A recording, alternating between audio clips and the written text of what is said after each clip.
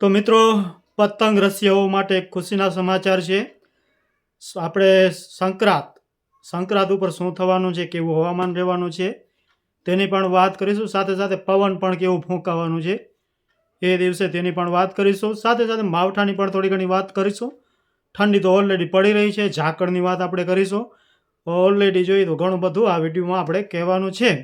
ખાસ કરીને ખેડૂત મિત્રો હોય, પતંગ રસિયાઓ હોય તે જરૂરથી આ વિડીયોને પૂરો જુઓ, વધારેમાં વધારે શેર કરવો અને લાઇક કરી કમેન્ટ કરી દેવું. તો હું છું આપનો મિત્ર બાલુભા જાડેજા અને જમાવટ ટીવીમાં આપ સૌ મિત્રોનું હાર્દિક સ્વાગત છે. મિત્રો, જે પણ નવા મિત્રો જોડાઓ તે ચેનલને સબસ્ક્રાઈબ કરી બેલ આઇકોન ઓન જરૂરથી કરી લેજો, વધુમાં વધુ વિડીયોને શેર કરી લેજો. તો પહેલાં આપણે વાત કરીશું સંક્રાંતિની. તો સંક્રાંતિના દિવસે ઘણા લોકો કહી રહ્યા છે કે માવઠું થશે, પતંગ પલળી જશે, વગેરે વગેરે ઘણું બધું તમે જોતા જશો.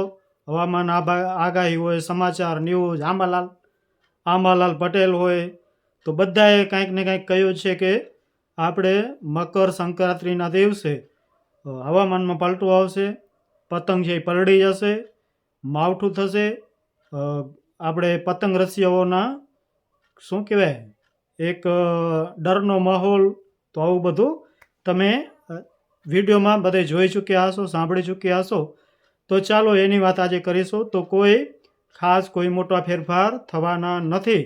ન તો સંક્રાંતિ ઉપર કોઈ માવઠું થવાનું છે અને ન તો કોઈ હવામાનમાં ખાસ કોઈ ફરક પડવાનો છે. પવન પણ સારો એવો ફૂંકાય તેવી શક્યતાઓ છે. સારો એવો એટલે 15થી 16 કિલોમીટરની આસપાસ રહે તેવી સંભાવનાઓ દેખાઈ રહી છે. એનાથી વધારે કોઈ બહુ પવન ફૂંકાય તેવી શક્યતાઓ નથી. પરંતુ પતંગ ચગાવવાની મજા આવે એવું પવન જરૂર જોવા મળવાનું છે. એટલે આ વાત આપણે થઈ ગઈ મકર સંક્રાંતિની. અને મકર સંક્રાંતિ પછી દિવસ છે મોટું થતું હોય છે, તમને બધાને ખબર છે.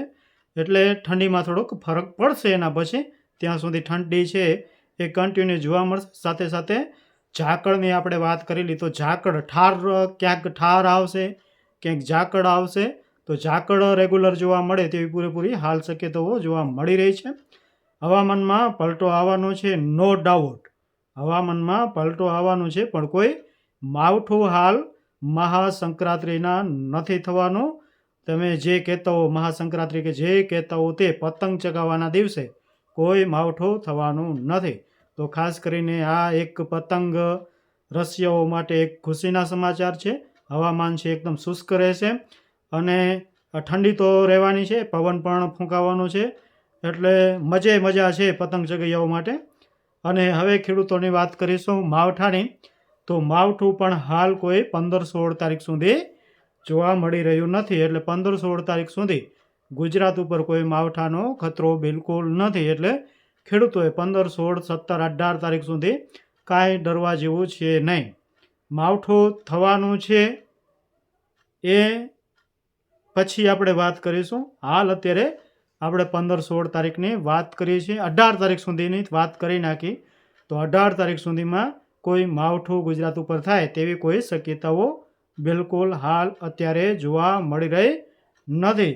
એટલે માવઠાની આ એક વાત થઈ ગઈ. હવે ઠંડીની વાત કરી તો ઠંડીના પવનો ફેરબદલ થઈ રહ્યા છે. અમુક વિસ્તારમાં ઉત્તરનો પવન લાગી રહ્યો છે, અમુક વિસ્તારમાં પૂર્વનો પવન લાગી રહ્યો છે, અમુક વિસ્તારમાં આપણે પશ્ચિમનો પવન પણ લાગી રહ્યો છે. એટલે અલગ અલગ વિસ્તારોમાં અલગ અલગ પવન જોવા મળી રહ્યો છે. જેના કારણે અમુક વિસ્તારોમાં ઝાકળ વધારે જોવા મળી રહી છે. અમુક વિસ્તારમાં ઠાર જેવો જોઈએ, ભૂમિયો ઠાર કહેવાય એવો ઠાર જોવા મળી રહ્યું છે. ઠંડી છે એ નિરંતર જોવા મળશે. ઠંડીમાં કોઈ ફેરફાર થવાનો નથી.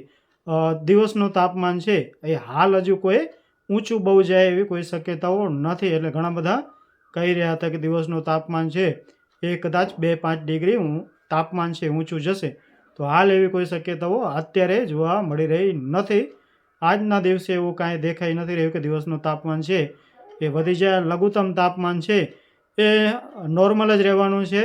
અને ઠંડી રાત્રે જોવા મળવાની, સવારના વહેલી પણ ઠંડી જોવા મળવાની છે અને સાંજે પણ ઠંડી જોવા મળવાની છે. દિવસે પણ થોડો ઘણો ઠંડીનો અહેસાસ થાય એવી પૂરેપૂરી શક્યતાઓ હાલ જોવા મળી રહી છે. આ હતી ખેડૂતો માટેની વાત.